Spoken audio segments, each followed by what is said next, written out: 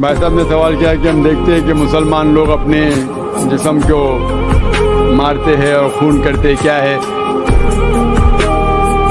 قرآن مجید میں کہا بھی نہیں لکھا ہے کہ مسلمان should pierce their body. قرآن مجید میں کہا نہیں لکھا ہے کہ اپنے جسم کو مارنا چاہیے.